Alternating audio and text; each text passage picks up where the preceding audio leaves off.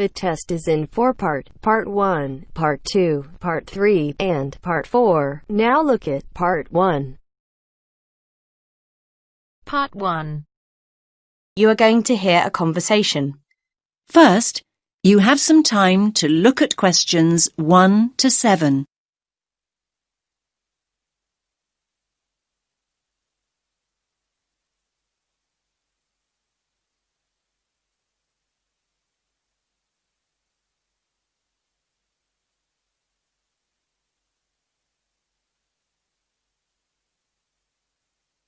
Listen carefully to the first part of the conversation and answer questions 1 to 7.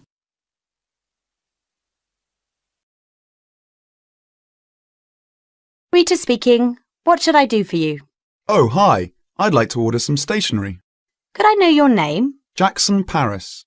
Right. Can I just confirm your account number and the name of your company, Jackson? Sure. The number is 692411. 692411. Right.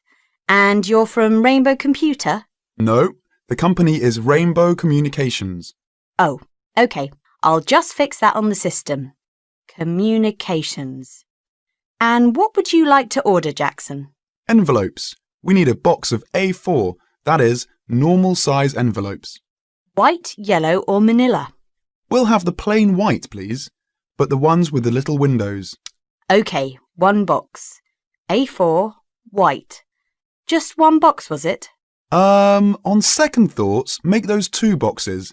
We go through heaps of envelopes. As a matter of interest, are they made from recycled paper? No, you can't get white recycled paper. The recycled ones are grey, and they're more expensive, actually. Right, we'll stick to white then. Something else, Jackson? Yes, we need some coloured photocopy paper. What colours do you have? We've got purple, light blue, blue, light green, whatever you want pretty much. There are 500 sheets on the pack. Let me see. We're going to need a lot of blue paper for our new price lists. So can you give us 10 packs, please? Make sure it's the light blue, though. 10 packs of the light blue. Anything else that we can help you with? Let me think. What else do we need? I'm sure there was something else. Pens, paper clips, fax paper, computer supplies, office furniture. Oh, yes. We need floppy disks. Do you have those nice coloured ones?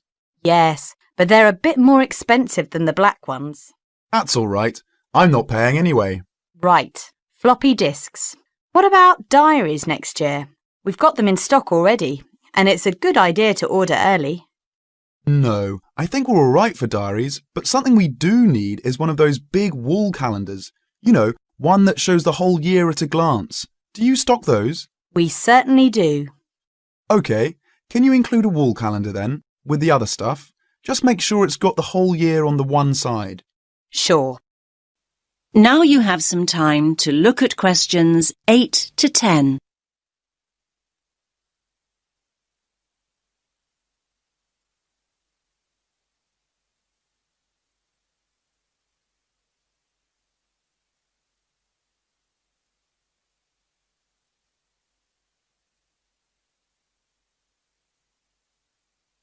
Now listen to the next part of the conversation and answer questions 8 to 10.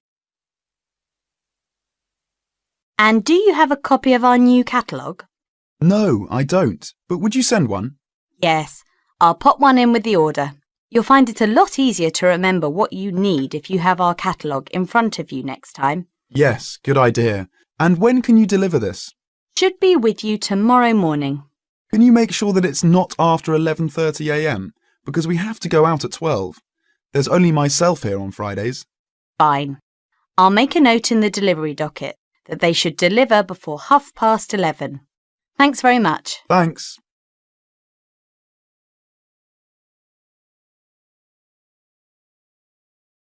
That is the end of Part 1. You now have half a minute to check your answers.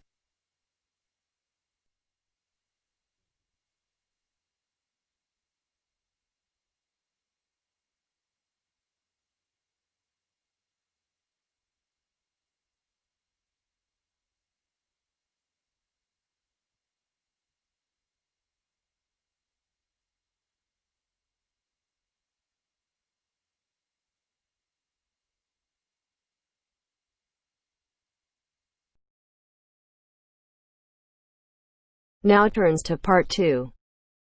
Part 2. You will hear an extract from a talk about the Scottish Highlands. First, you have 30 seconds to look at questions 11 to 18.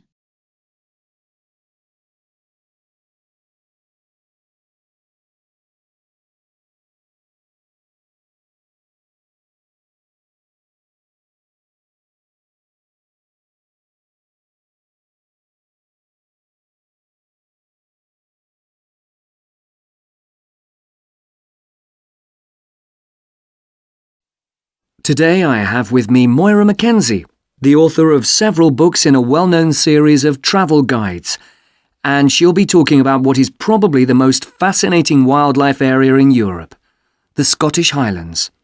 Moira. Yes, that's right. And it's a wonderful place to visit with lots to do in an area that makes up over half of Scotland. Including the 790 islands that lie scattered around the coast, it covers 39,000 square kilometres. Getting there is easy. From here in Glasgow, a good starting point is Fort William on the west coast, with regular bus and rail services linking the two. I'd recommend the train, which takes 4 hours to get there. Alternatively, you can take the Highland Line, which takes the more easterly route up to Inverness. That, in fact, is a bit quicker, taking around 3.5 hours to cover the 280 kilometres from here. There are also two main options by road.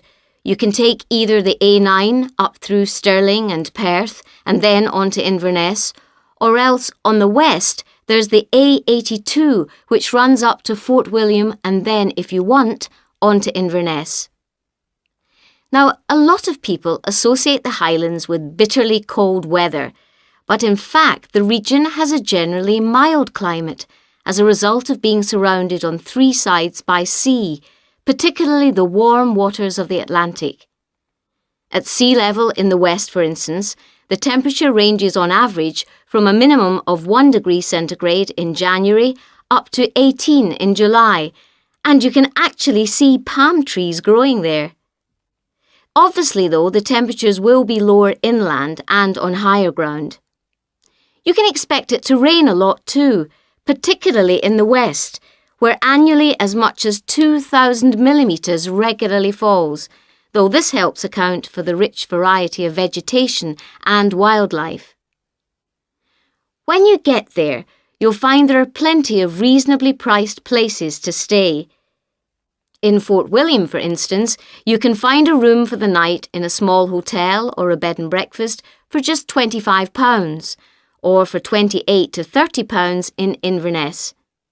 It's probably a good idea to book ahead though, especially in the summer months.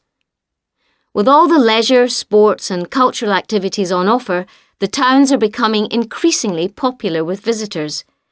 For example, accommodation in Inverness won't be at all easy to find this year around the 23rd of July, as that's when the local Highland Games will take place. So, if your aim is to see the countryside, it may be best to stay in a small village.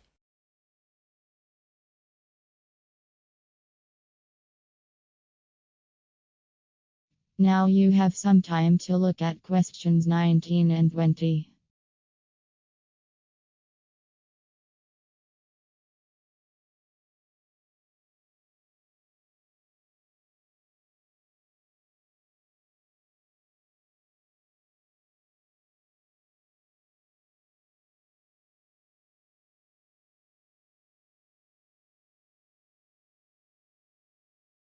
As I mentioned, there's a huge range of wildlife in the Highlands, but for those visiting the area, there are some basic ground rules that are essential if we are to protect it.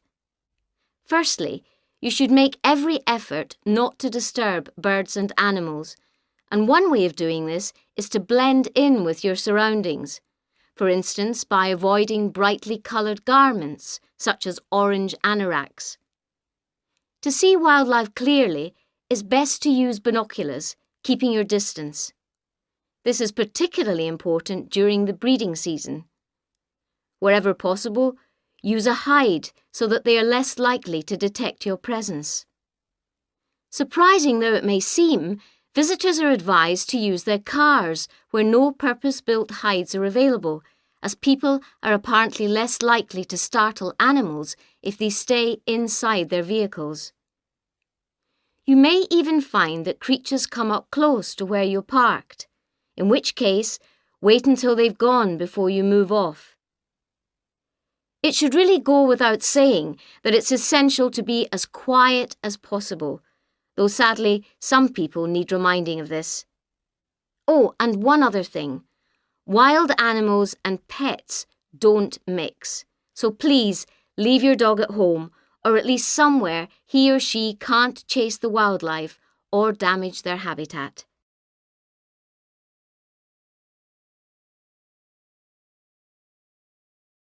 That is the end of part 2.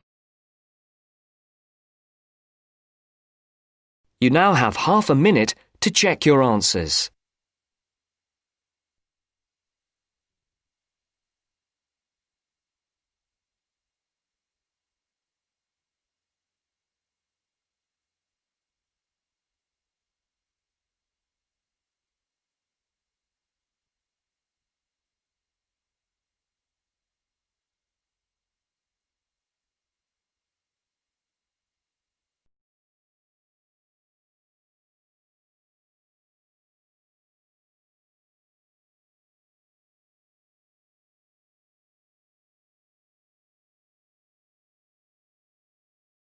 Now turns to part 3. Part 3. You will hear a discussion among 3 students who are organising an international film festival at their college.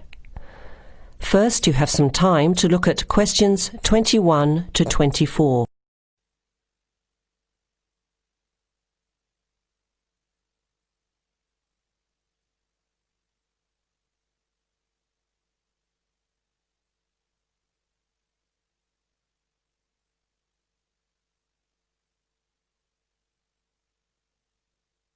Now listen carefully to the first part of the discussion and answer questions 21 to 24.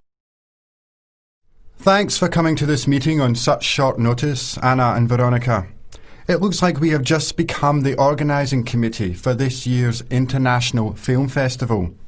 We've all just met, so perhaps we should start by an introduction with a bit of background from each of us. Okay, I'm Anna. I finished 3 years of a languages degree in Sweden, where I come from. This year I decided to study overseas to get to know a different part of the world. I'm also a big fan of European cinema, especially French and Italian. Those are the languages I majored in along with English. To me, film is a great way to learn about the rest of the world. I was in the film club at my university, so when I saw the notice asking for volunteers, I thought it would be a good way to meet people and get involved in something I really enjoy. Thanks, Anna. My name is Veronica and I come from Italy. I'm doing graduate studies in English literature. I went to some of the films in the festival last year and enjoyed them. I especially liked the video interviews. That was when I decided to get involved. I used to do film reviews for our student newspaper back home. Hi, I'm Chris from Scotland and I'm in 4th year journalism. Cinema is my hobby. Last year I joined the organising committee just like you have now, and somehow this year I've ended up in charge. I'm actually able to use my coordinating work on the festival towards a credit for one of my courses. I have to write up a report on the festival with recommendations, so that's an extra motivation for me. So I hope this is going to be a good experience for us all. Okay, where would you like to start? How about a general overview of the festival? I don't really know much about it. Well, the film festival was started by International Student Society 5 years ago and has grown every year. It is held over 4 nights during study break, Wednesday to Saturday. Normally we show 3 films a night. Last year we tried to choose films from different parts of the world that fit together in some way, maybe a similar theme. Or we could feature a type of film like action films or science fiction. Now you have some time to look at questions 25 to 30.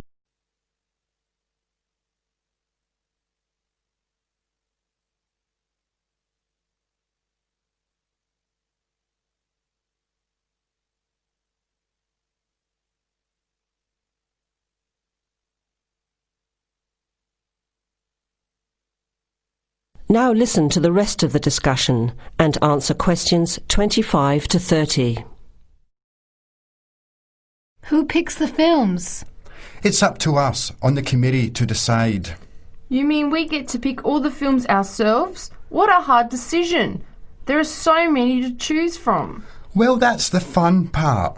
We have this catalogue of independent distributors. The films are listed by language and have a short summary.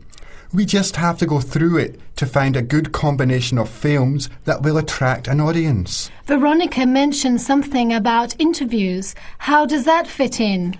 We set up cameras in the foyer of the theatre and did live interviews before, during intermission and after the screening. Anyone from the audience could come up and talk about the film. The Broadcasting and Journalism School set it up and ran the interviews. They were shown on big screens around the lobby and in the theatre. It went over really well. We had a long lineup of students waiting to be interviewed on TV. Everybody wanted their minute of fame. Great idea. Yeah, it worked really well. We should certainly do something similar again. Maybe even develop the idea further, like a website with audience reviews and discussion, so we can get as much participation and involvement as possible. Hey, that's a good idea. Can I ask a question? None of the films are in English, right? Are they dubbed or subtitled? Well, we do occasionally choose a film in English, but only from unusual places where the dialect is so strong they sometimes need subtitles, like the Caribbean or even Scotland. The majority of films in the festival are foreign language, dubbed in English. We've learned from experience that students don't like reading subtitles. Maybe they read too much already. Whatever the reason, the subtitled films get smaller audiences, so we avoid them as much as possible. So how large an audience can we expect, and how much does it cost to get in? It costs $5 per film or a $20 pass for the whole event. All 12 films for the real movie fan. We would have broken even last year, except for a bad storm on the Friday night. We almost had to cancel the whole thing. But overall, we had a good turnout, more than 2,000 people in 4 days. Oh, that's what I was wondering about, the financial part. Where does the funding come from? What kind of budget do we have? The festival is subsidised by the Student Council. We generate money through advertising and through admission charges. We'll go over the budget in details a little later, but we've got lots of work to do in the meantime. I guess we have to start pretty soon. Well, I think by the 1st of March at the latest. We need to select all the films. Then we have to find some advertisers to sponsor the event. That shouldn't be too hard. We'll just start with last year's list. Our deadline for that should be the middle of March. By the end of March, we need to design the programme. Then we can get posters made up and distributed in April. Like you said, we need some clever promotion, something to generate interest and get people talking. We have 4 months to get ready. It should be enough time. OK, where do we start? Let's start by talking about films, since that is the best part, and see what we come up with. What was the best film you saw last year?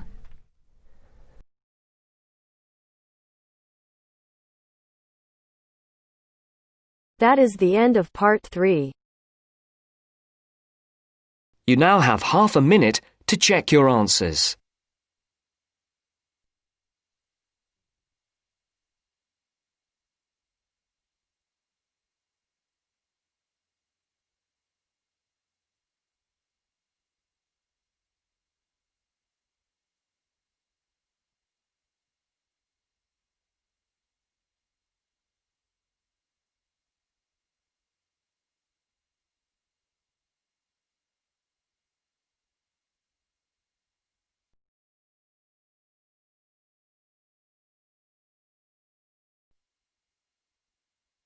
Now turns to Part 4. Part 4. 4. You will hear part of a lecture about public speaking. First, you have some time to look at questions 31 to 40.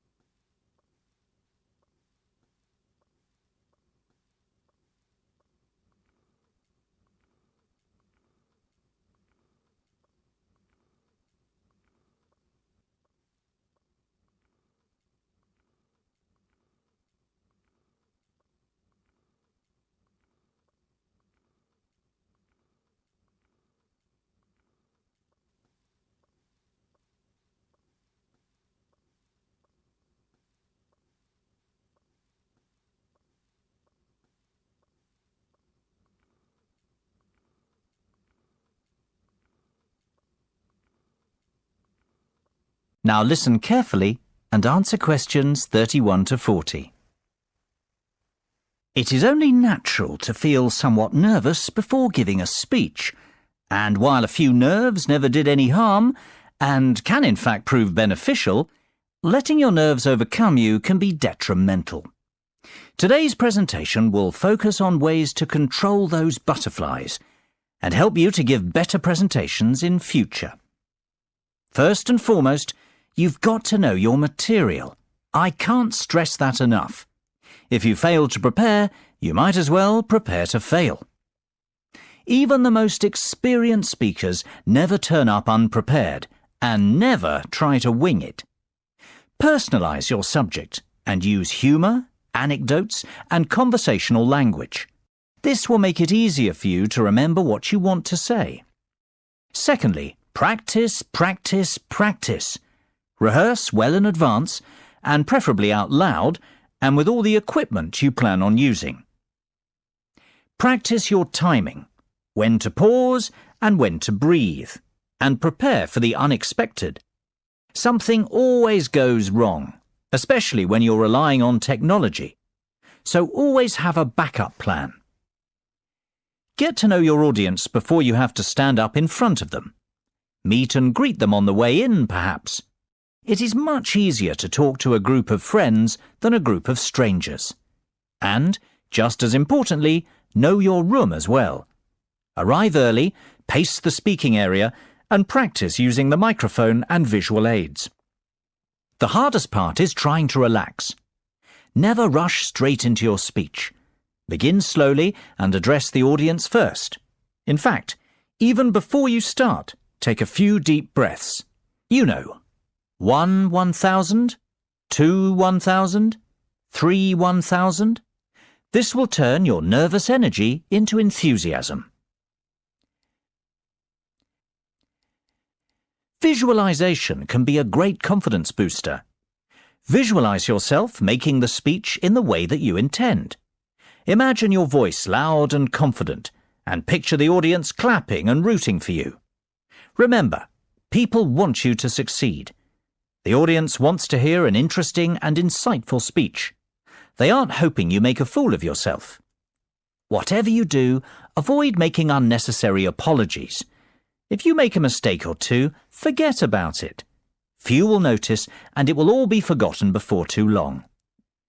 People often forget the importance of body language. Don't underestimate this. Your words carry far less meaning than your delivery. Success is defined by your intonation and confidence. If you come across as a confident person, people will listen to you. You will command their attention. Stand tall and proud and deliver with conviction. Humans are very bad listeners. We remember less than 25% of what is said and place far more emphasis on how it is said. Last of all, be realistic and give yourself a chance. No one becomes the perfect speaker overnight. It takes time to hone your presentation skills. That is the end of Part 4. You now have half a minute to check your answers.